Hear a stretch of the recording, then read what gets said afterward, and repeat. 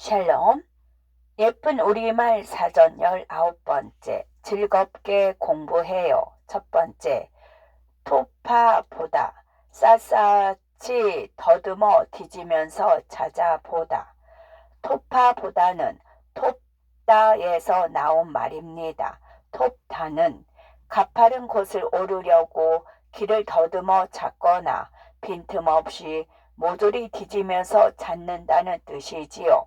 그런데 톱다는 톱 플러스 하다가 줄어서 된 말이지요. 원래는 옷감 재료인 삼을 째서 끝을 가늘고 부드럽게 하려고 작은 톱으로 누르면서 긁어 훑는 것을 뜻합니다. 톱질하다가 변하여 톱다가 된 것이지요. 토파 보아야 할 것은 삼껍질이나 가파른 숲길 뿐만이 아닙니다. 세상에서 일어나는 많은 일들을 우리는 관심을 가지고 토파 보아야 하지요. 또 공부를 할 때는 책을 토파 보아야 합니다. 그렇게 만화책만 토파 보면 어떡하니? 이건 역사 만화거든요. 우리나라 역사를 토파 볼 수 있어요. 두 번째, 밑글. 이미 배운 글, 미천이 되는 글. 밑글에서 글은 지식을 뜻하는 말입니다. 기본 지식 또는 기초가 되는 지식이 밑글이지요. 어떤 책으로 공부할 때 이미 배운 부분의 글이나 이미 알고 있어 미천이 되는 글입니다. 밑글이 있으면 새로운 지식에 대한 이해가 빠르지요. 밑글을 흔히 배경 지식이라고 합니다. 책을 읽을 때도 밑글이 탄탄해야 좋은 책을 골라 읽고 바르게 이해할 수가 있어요. 또 글쓰기나 논술에서도 밑글이 중요합니다. 초등학교 때 공부한 지식은 중학교 공부에 밑글이 되지요. 밑글만 튼튼하면 학교에 다니지 않아도 되나요? 학교 공부도 열심히 해야지. 평생 공부에 밑글이 되니까. 세 번째, 도들새김.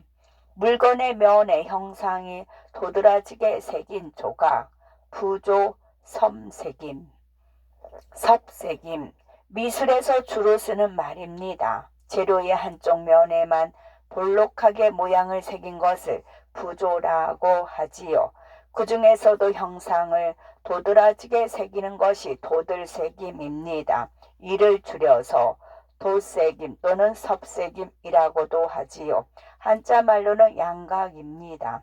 지리산 화엄사 5층 석탑에는 사천 왕상이 도들새김되어 있답니다. 그 윗면 홈에서는 통일신라 말기에 만들어진 두루마리 종이 뭉치가 발견되었지요. 한편 도들새김에 반대되는 말은 오목새김, 즉 음각입니다.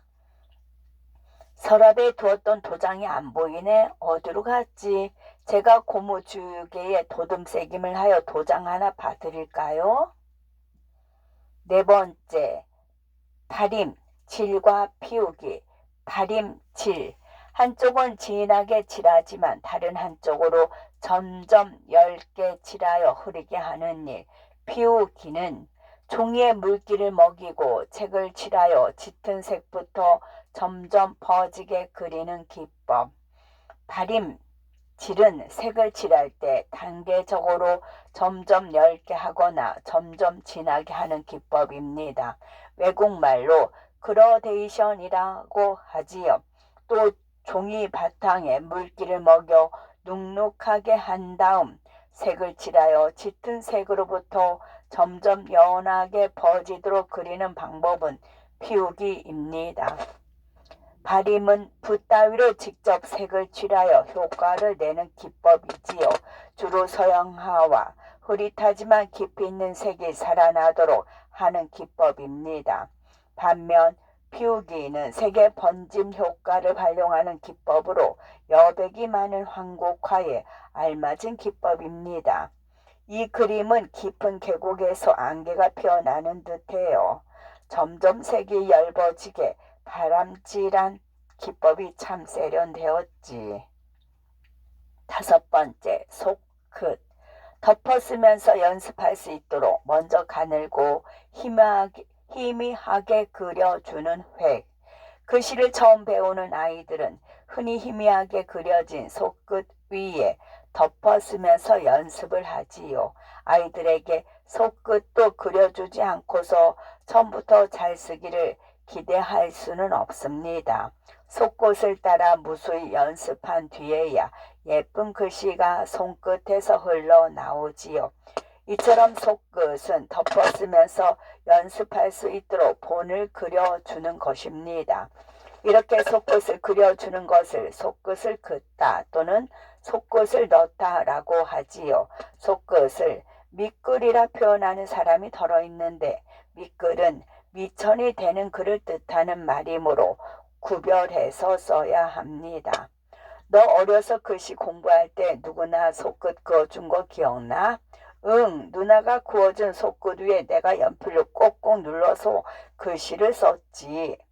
6번째, 적발임. 글로 단단히 적어두는 일 또는 적어놓은 단단한 기록. 적발임은 문서에 사실을 쭉 적어놓는 것 또는 그 글발을 말합니다. 또 그렇게 하는 짓을 적발임하다라고 한답니다. 알림장에 적는 내용이든 수업 시간에 하는 공책 정리든 모두 적발임입니다. 또한 그렇게 적발임하여 적는 것을 적발하다라고 하지요. 노트는 영국말이고 필기는 한자 말입니다. 우리 글로 무언가를 적을 때는 메모가 아니라 적발임이지요. 적발임이 습관이 되면 늘 생각을 가지런히 정리할 수가 있습니다. 그래서 어떤 연설가는 적발임한 쪽지 한 장만 달랑 들고도 연단에 올라 거침없는 연설을 쏟아낸답니다. 알림장에 아무것도 적발임한 내용이 없구나. 어찌된 일이지? 저는 이 머릿속에 모든 것을 적발임해요. 아빠. 7번째, 찌. 특별히 기억해야 할 것을 기억하려고 글을 써서 붙여놓는 좁고 길쭉한 종이쪽. 포스트 잇, 포스팅, 스티키 잇. 이게 무슨 말인지 아시죠? 모두 붙였다 떼었다 하는 적발임용 종이쪽 상품 이름이지요. 그런데 여러 문구 회사에서 만든 상품 이름만 있지 이런 종이 쪽지를 통틀어 부르는 이름은 없습니다. 그런데 옛적부터 우리나라에서는 이런 종이 쪽을 가리켜 찌라고 불렀답니다. 물론 옛날에 썼던 찌는 오늘날 사용하는 포스트 이처럼 어딘가에 붙였다가 깨끗이 떼어낼 수 있는 것은 아니었지요. 하지만 이런 종이쪽들은 모두 찌를 발전시킨 것들입니다. 책상 앞에 너덜너덜 붙여놓은 게 뭐니? 공부할 내용을 적발임한 찌를 붙여놓은 거예요. 8번째, 한무릎 공부. 한동안 착실히 하는 공부. 옛날 사람들은 안전뱅이 책상 앞에서 무릎을 꿇거나 책상 다리를 한 채로 공부를 하였답니다. 그런데 그 자세로 공부하다 보면 곧 무릎이 저려오지요. 그래서 공부 자체보다도 앉은 자세 때문에 더욱 힘이 들게 됩니다. 그런 고통을 무릅쓰면서 오랫동안 같은 자세로 앉아서 공부를 한다는 것은 대단한 인내심이 필요한 일이지요. 한 무릎은 무릎 자세를 한 가지로 하여 바꾸지 않은 것을 말하지요. 한 무릎 공부는 이처럼 인내심을 가지고 한동안 공부에 힘쓰는 것을 뜻하는 말입니다. 중학교에 들어가서 공부를 잘하려면 지금부터 한 무릎 공부를 해야 해. 이번 겨울 방학 때에는 놀지 않고 한 무릎 공부할게요. 9번째, 글속. 학문적인 이해, 학문적 소양. 글속은 글의 속이 아닙니다. 글로 채워진 마음속을 말하지요. 여기서 글은 한문이나 지식을 빗대어 나타낸 말입니다. 글이 짧다, 글 공부 따위에서도 글은 학문을 뜻하지요. 흔히 공부를 많이 한 정도에 따라 글속이 깊다거나 글속이 뒤지다라고 말하지요. 글 속에도 글 있고 말 속에도 말 있다라는 속담이 있습니다.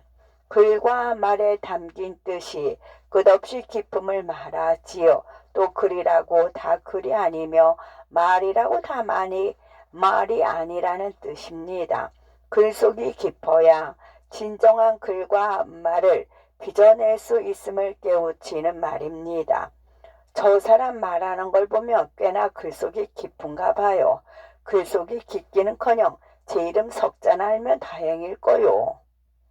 10번째, 뜻매김하다. 어떤 사물이나 어떤 말이나 사물의 뜻을 명백히 밝혀 정해 놓다. 뜻을 정하다.